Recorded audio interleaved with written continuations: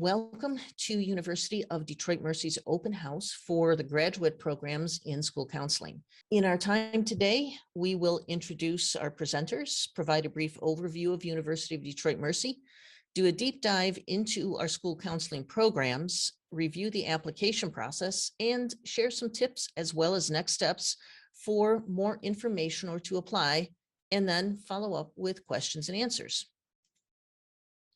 Our presenters today will introduce themselves, and we will start with Dr. Bennett Garraway.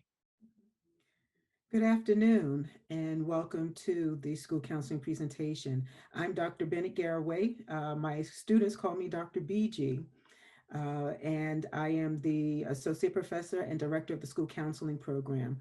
I've been with the university for 13 years. I have experience in working in the schools, in high schools, particularly doing program for middle school and elementary, and also working in higher ed as a school counselor. And we'll talk a little bit about how the school counseling program expands beyond the K through 12 environment. And Dr. Bennett Garraway, you have some students and alumni with us today. Could you? Yes. Like to introduce some of our current students and alums. We'll start with the current students, and we'll start with Jessica McKillop to talk about who she is and what she's doing in the program. Hi everybody, my name's Jessica, but you can call me Jess. I'm in my last year finally. I'm taking my last couple of classes and I'll start practicum in the fall. This program has been absolutely incredible, like just even more than I ever could have imagined. So ask me whatever you want. I'm so excited to talk about it. I'm just like totally in love with this school and this program and Dr. BG. So anything that you need, I'm here for you. Malika Williams. Good afternoon, everyone. I am Malika. I'm somewhere in between my second, going into my third somewhere. So I'm somewhere in the middle, hoping to be done sometime next year. Just like Jess said, this school has been amazing. Dr. BG has been amazing.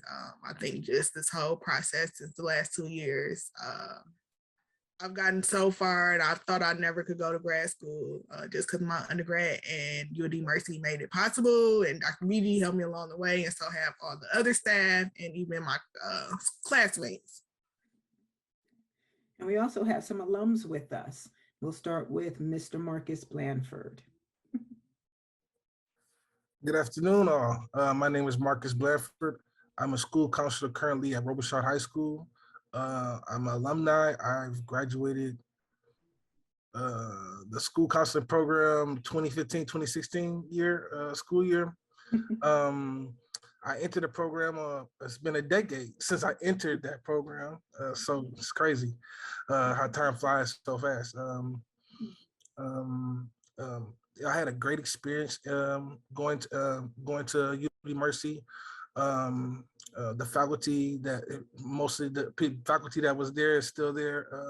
Well, at least like 2/3 of you guys are still there.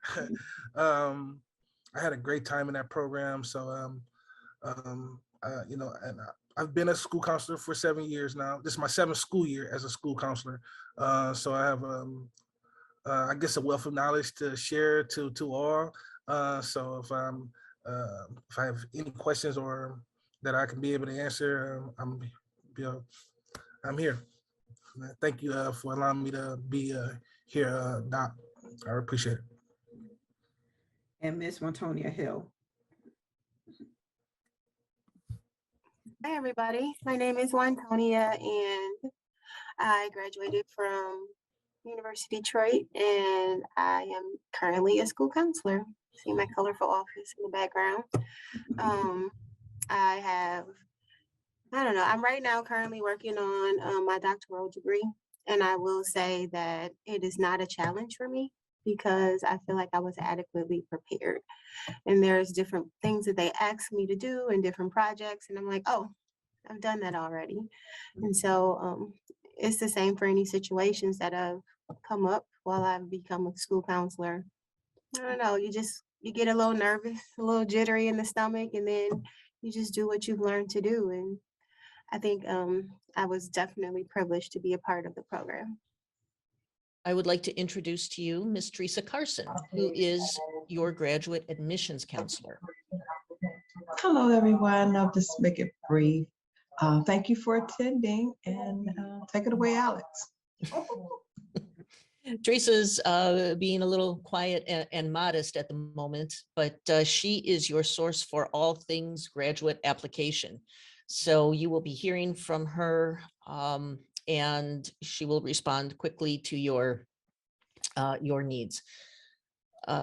And I am Alexandra Hitchell. I am the Director of Recruitment and Communications for the College of Liberal Arts and Education here at the university.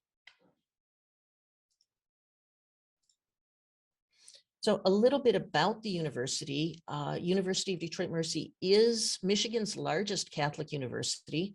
It represents the combined strength and values of University of Detroit, founded in 1877 by the Jesuits, and Mercy College, founded in 1940 by the Religious Sisters of Mercy. In 1990, the two universities became University of Detroit Mercy. Our Jesuit and Mercy sponsors believe in the power of education to change people, and through them, we can change the world. There are 7 schools and colleges that make up the university. Our physical campus is located in Detroit. 90% of our faculty hold a doctorate or terminal degree in their field. Total enrollment is about 5,000 students. The university is accredited by the Higher Learning Commission. And for the past 3 years, U.S. News and World Report's Best Colleges edition has ranked Detroit Mercy among the top 200 institutions in the nation. In addition, Detroit Mercy is the highest ranked private university in the state. And now I would like to turn the presentation over to Dr. Bennett Garraway. Thank you. The school counseling program, I believe, really prepares the students to be mental health clinicians in the school. I know that there have been some perceptions or thoughts about what a school counselor is, but the school counselor is truly a mental health professional in the K through 12 environment, in addition to having the ability to work in higher ed. And the program is designed to prepare the school counselor to be a mental health clinician who has expertise in working with children and adolescents. And adolescents range from the age of 12 to 24, actually. So that is why it expands onto higher ed. The program has been very, very successful in producing some, what I believe, and I'll show my true bias and truth here, some of the best school counselors in the state of Michigan. Our program aligns with the mission. We are about social justice and service. We understand that we are an institution that serves the community, and therefore the school counselors are trained to serve community. So many of our school counselors will go into districts that would be less resourced than some of the other districts, and truly enjoy that work and see it as a way of giving back. Our graduates work in a variety of districts. Most of our students will go into a lot of the districts in Southeast Michigan, but we do have several graduates that work in the northern region, in the western region, and we also have alums who work in other states, as well as we have an alum that works in Russia, if you can believe that.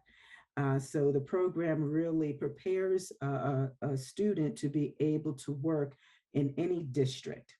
As well as in higher ed, we have some alums that transition into working at colleges and universities to work in programs such as Upward Bound, Talent Search, Gear Up, working with dual enrollment programs at various universities, as well as in offices of multicultural services, in Office of Disability Services, and also in career development offices. As well as when I talk about the different credentials, for those of you who may be interested in getting another credential, also work in private agencies that service children and adolescents as well as have their own private practices. So there are a wealth of opportunities to being a school counselor and getting the school counseling credential. At this moment, I would just like to ask Marcus and Wantonia to talk a little bit about their experience and the work that they're doing right now as school counselors in their school districts. So why don't we start with Marcus?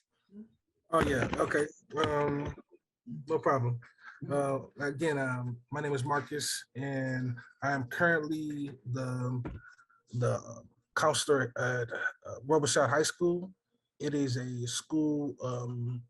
My school is in Dearborn Heights, and it has a population of mostly African American students with a small population of Middle Eastern students. Right now, I'm the solo counselor for approximately 340 to 350 students, 9th through 12th grade. Again, it's my first year. Before that, I was a school counselor in the city of Detroit at East Ingles Village Preparatory Academy. I was there for five years, serving the same, basically the same population, minus the Middle Eastern students. Again, this is my first year, and it's a lot at this school because it's the first time that I don't have a school counseling department to bounce ideas off. So I'm the person, I'm bouncing ideas off my own self and kind of just trying to get adjusted to working by myself for the first time, which can be a challenge, but I'm up to it. I'm still like in the beginning stages of like molding the program and trying and getting things together as far as programming and getting things situated to the things of how I like to operate. Um, I'm also, in addition to serving this population of students, I'm also the testing coordinator here at my school. So that's a little bit another thing to get used to. So beside, on the also in addition to doing the school counseling guidance programming at my school, I'm also have to delegate. I have some other duties on my plate as well. So I'm just trying to navigate that field, and yeah, that's it. And Wantonia, if you can talk about not only your school, but the types of cases you've dealt with at your school. Well, I would say that I am super happy to be at this school at this time, going through a pandemic and having kids shift to doing school virtually and be isolated away from all their friends and their safety space in a time period where you're not able to physically see them and check on them. Creating a safe space for them has been amazing. And it's caused you to pull some, I don't know, something from out of you to try to figure out how to do it, how to create relationships through the computer, how to meet them where they are. I have dealt with more, I was a teacher and a principal prior to taking on this position. And since I've taken it on, I've probably completed more CPS calls during this time because kids are struggling. And so being able to find out who they are, figure out what they want to do, and making sure that I'm the support system that they can come to. You deal with all kind of stuff. It's a school. So when she says that it's mental health in a school setting, it truly is. I'm a mental health clinician. You have a lot of different things that come up, but the beautiful thing is they have someone that they can come to. And I'm the safe space for them. And my door is always open. But to be a safe space for kids in the middle of a time when they're developing and trying to figure out who they are, trying to figure out what they want to become. It's just a pretty amazing thing. I call myself blessed to be in this position to serve them. Who is this program for? I'm looking for candidates who are passionate about children. We need people who are interested in hearing the voice of a child. Our children are always listening to the voices of adults, those that are directing them, telling them what to do, where they should go, how they should make their decisions. But as a school counselor, we are the people who help develop their ideas, help develop their thoughts, help develop who they are and listen to who they want to be, and not be judgmental of their experiences, but validate their experiences, and we're willing to listen to what they have to say and let them know that they are a person. And so that is what I am looking for. I'm looking for that passion. I'm looking for that commitment. It is very easy to fall into an adult mindset, a parent mindset, a teacher mindset. And my alums and my current students know one of the things I try to remove them from is that mindset of being that adult that takes charge, but to be that support that listens, because our children have a lot to say. Why Detroit Mercy School Counseling Program? Well, number one, accreditation is very important. And our program is accredited by the Council of Accreditation for Counseling and Related Educational Programs. Not all school counseling programs are accredited by CACREP. So as you do your comparisons, you need to look at the accreditation and also the length of time of that accreditation, because there are programs that are just becoming accredited, but we have a long-standing accreditation, over 15 years of accreditation. And that means that our program has been deemed a quality program that provides curriculum that trains school counselors to be the clinicians they need to be in the K through 12 and higher ed environment. 97% of our students pass the Michigan test for teacher certification the first time. And that is amazing in comparison to other universities. 60% tuition remission. If you're working in the school right now, and regardless of the position that you hold in the school, you can receive a 60% discount as you're pursuing the school counseling curriculum. And that goes for any of the school counseling programs, which I'll talk about later. And again, the program is aligned with the mission. The program is not just designed to produce counselors in the school. It is designed to help our counselors critically think about and become aware of the environment and surroundings and the way that they can give and give back to communities that need help, need assistance, that need that support. That is what the university is about as a whole. And we truly align ourselves with that, especially through some of the projects that I have the students do in the classes as a way of giving back and connecting with schools. There are a lot of projects that I'm sure the students can talk about, the current students and the alums can talk about, that takes them into a school, that causes them to focus on the school and to develop a program for a school. The classes are beyond theory and lecture. Yes, you'll learn the theories, the framework in which we work. You'll learn the different concepts. You'll learn the American School Counseling Association's national model. That is our treatment plan for school counseling. But it's designed for you to actually experience being a school counselor as you matriculate through the program. In some of the activities, you serve as a consultant, as I talked about before, going back into the schools, serve as a consultant for a school, but it is an experiential experience because I want you to be able to experience being in that role as you're learning. We're the only program in the state of Michigan that has an endorsement program. That is a 30 credit program for those that have a master's degree in education related area. Okay.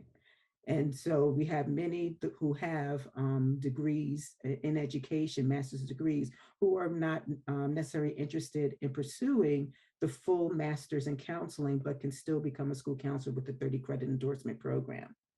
But I will say, because of the nature of the program, it does encourage those students to pursue and continue on to get the full master's in counseling, because they start to develop ideas and thoughts of probably opening up their own practice or working in an agency. We're the only institution in the state of Michigan that has 4 options for programs. And I just talked about one, but you'll learn about all 4 when I go over the different programs that you can be a part of. And we have a rolling admission process. We offer enrollment fall, winter, and summer. Okay.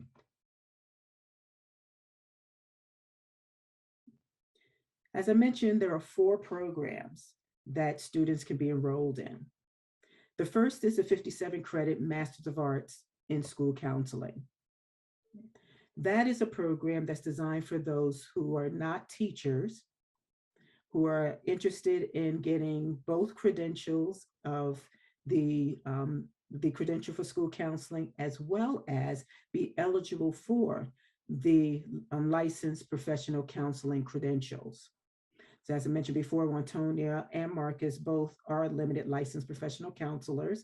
They are working on their supervision hours, and the school counseling work counts as a part of accruing those hours needed to transition to become a licensed professional counselor. The Masters of Arts 48 credit program are for those who are currently bachelor level teachers and would like to have a school counseling credential added to their teaching endorsement. For those students, there are opportunities to be able to get the limited license professional counselor credential to become a licensed professional counselor. And that will be through taking some additional courses. Both of those programs are aligned with the clinical mental health and addictions counseling programs. So the students take courses with the other areas that are headed towards the limited license professional counseling credential.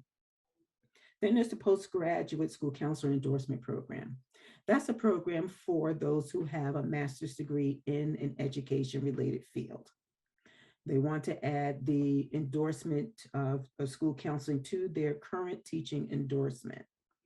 It does not lead to a master's degree, but it does lead to a credential to be able to practice solely as a school counselor in the schools. And then there is the postgraduate school counselor license. That is a program for those who have a master's degree in counseling. Most of the students who are enrolled in this program come from a K-CREP accredited program already. But if you are not from a K-CREP accredited program, there's still a possibility of you entering this 18 credit program. It just means that you may have to take some additional credits to be able to finish the program as a K-CREP accredited program student.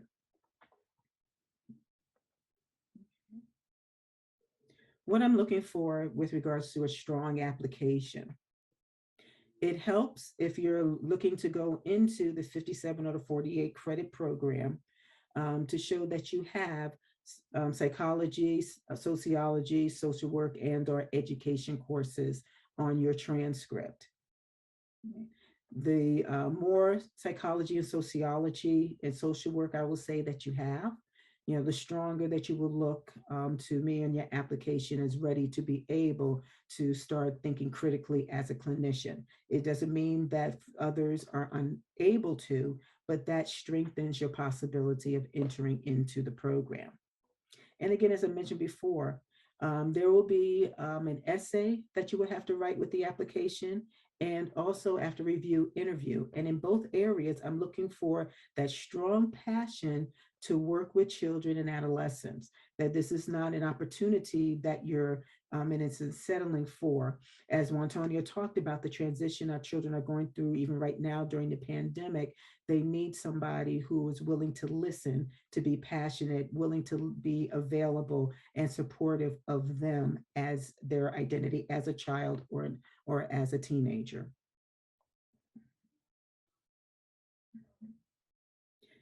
Typically, the applications are reviewed by both the department chair and myself, the program director for school counseling.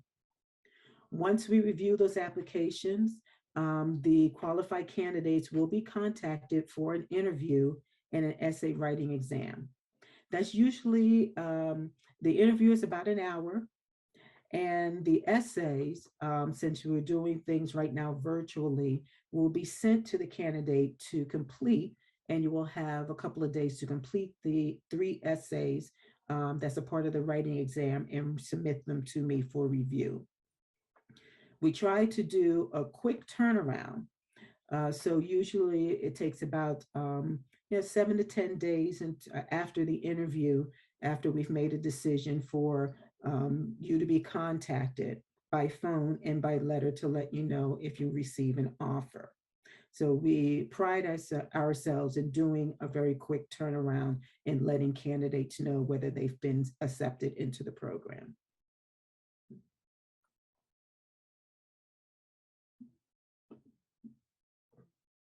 This is an outline showing the tuition, the credit hours per credit that it costs to attend the university for graduate education, especially in the College of Liberal Arts and Education.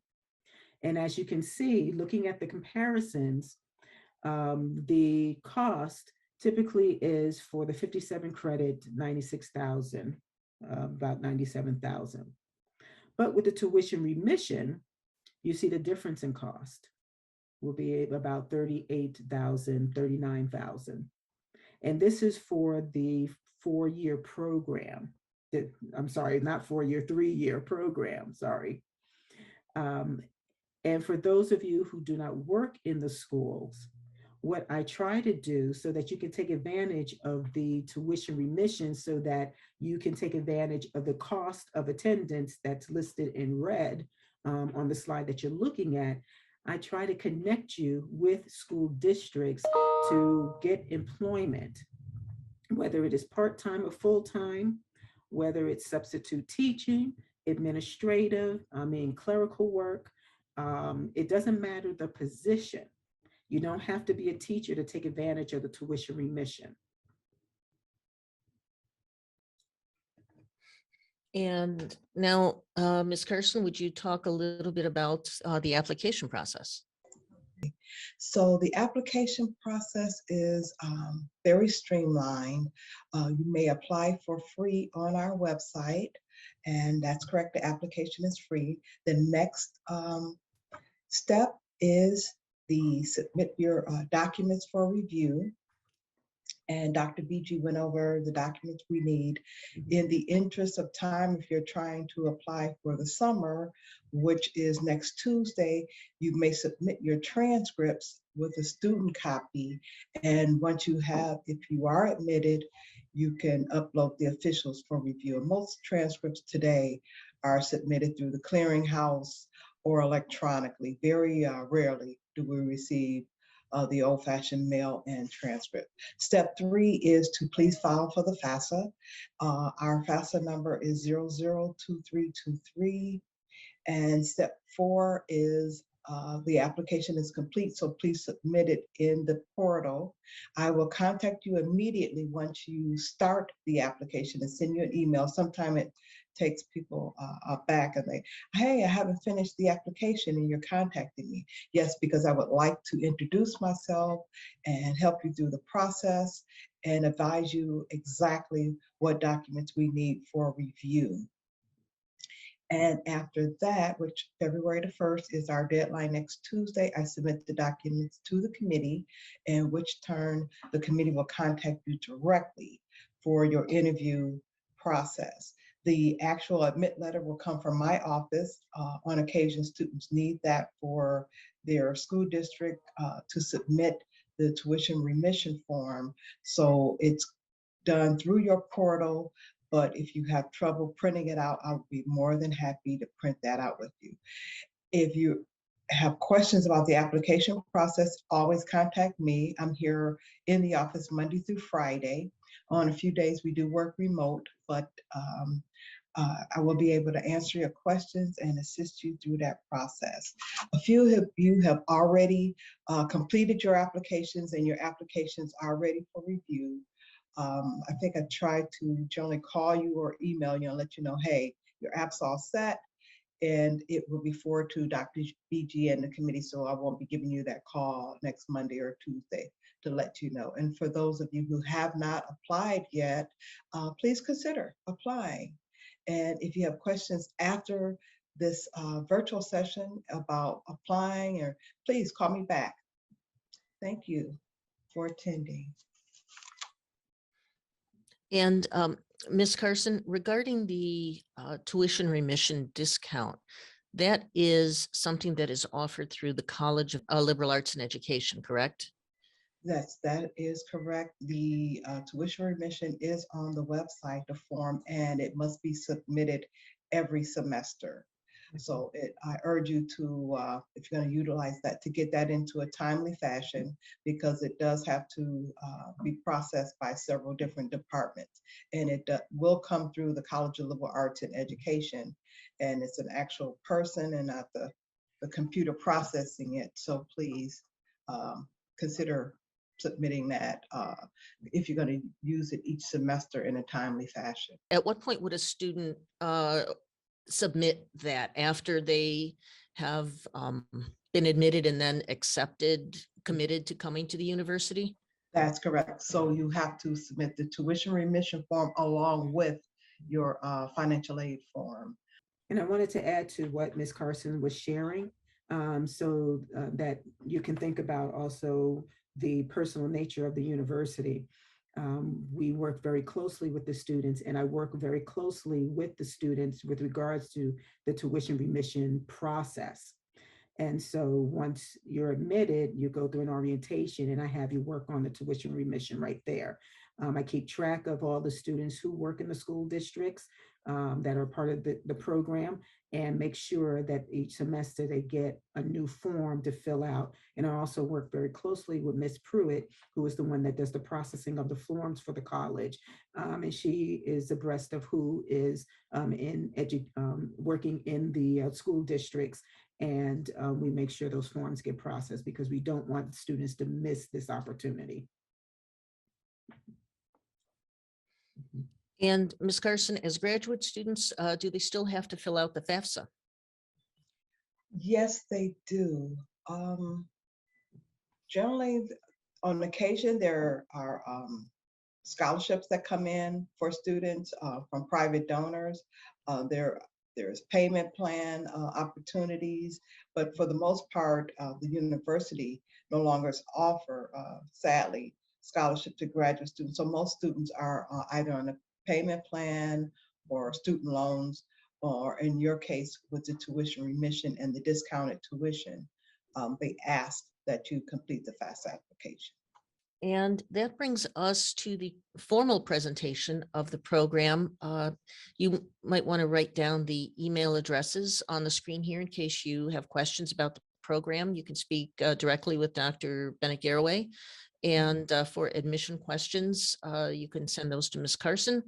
And for all other questions, feel free to send those to me. And if I don't know the answer, I will be happy to direct you to the person who will.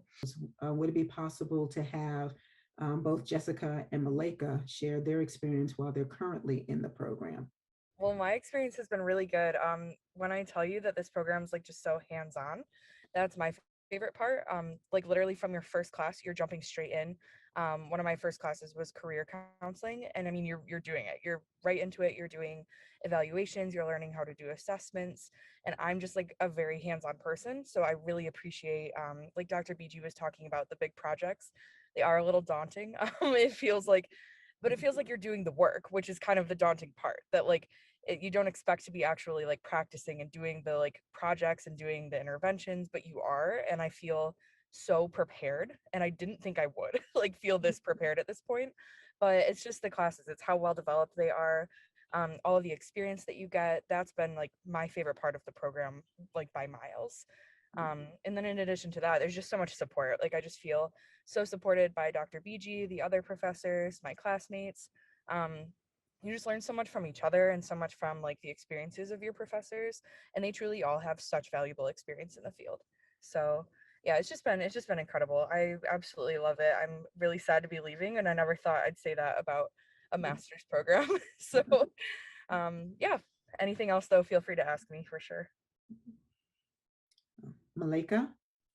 I agree with everything Jessica said. Everything is so close knit within this program. Like each semester, I know, like I'll go in class. I'm like, oh hey, see you, happy to see you again this semester. Or each professor, like it's an ongoing cycle. So each, like you learn the professors, they learn you, which helps because they learn your learning style and you learn their teaching style. So by the time you're like knee deep into it, you like, okay, I know how this professor teaches, I know they know how I learn. So, and then you work together. They're very supportive. Like each professor I've had, they've all been supportive, personally, and also like even with me learning, or even like difficulties I may have experienced, or being in this pandemic, I feel like they all have like, okay, we get it because we're all in it together. So that's been like really, really helpful. It's definitely, I'm looking at it now and I'm like, I've been in it for 2 years, and as much as it's been like, oh my God, 2 years, it's like it's been a lot, but not really. Like it's weird. And the projects, they definitely are hands-on. Like the one BG just had us finish last semester. It was something, but it was such a learning experience. Like I really did have to go into the schools and have to ask questions and do research, and I learned stuff about my son's school that I had no idea even occurred until this project came, and I had to actually go into the school and talk to people and stuff like that. So you're going to learn hands-on, you're going to learn just from the professors because they all have different backgrounds and, do different things and sit on different boards. So they all come with like a knowledge of experience. So it's like, you just got to try to take it all in each semester and use it to your advantage.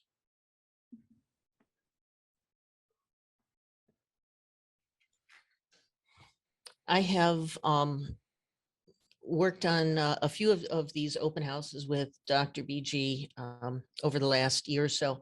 And one thing that has always stood out for me in terms of both the students and the alumni who come to speak and represent the program is that they always felt prepared. You don't hear of an alum going into a school and saying, oh my goodness, this was a situation and I had no idea what to do. They all come back with, it might be, their first real episode doing it, but they know how to handle it. And if they still have questions about it, they still go back to Dr. BG for that resource and support. So it's not a program that, you graduate and that's the end of it.